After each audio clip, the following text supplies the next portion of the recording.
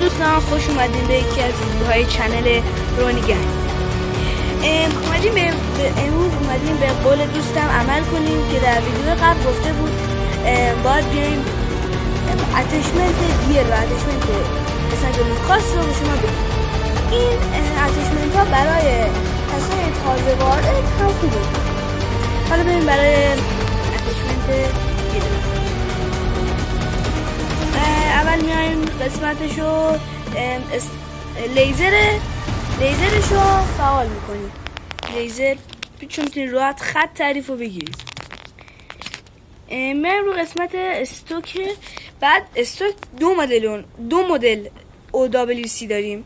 اینو میایم رو OWC SS میذاریم که گان میتونه راحت سبک کنه.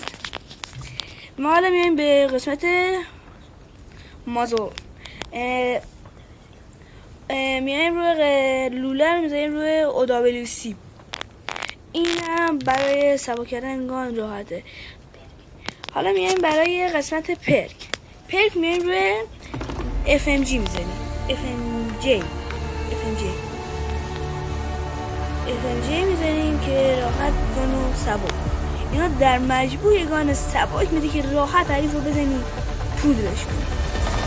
حالا میایم بریم سنایپر لوکاس به شما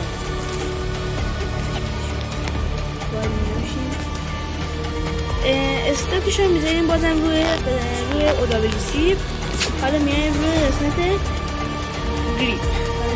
گریپ میذاریم روی SGT میذاریم. بعد باز میایم روی قسمت امیجن میذاریم روی OWC چون فشارش خیلی دمیج کم میده. حالا میریم روی قسمت بارل میریم روی لولهش میذاریم YKM میذاریم. یه دونه از این YKM که LS YKM LS میذاریم روی قسمت. حالا باز میریم روی قسمت پرک هم میذاریم روی HS. رو هدشات اسلو میذاریم که ما بهش میگیم HS مخففش میشه. اینجوری با این اتشمنت میتونیم گانو سبک کنیم و راحت حریف رو بزنیم. برای کسای تازه وارد این اتشمنت خیلی خوبه، راحت میتونن حریف رو بزنن. مرسی از نگاه گرمتون که تا آخر ویدیو با ما همراه بودین. لایک و ساب یادتون نشه.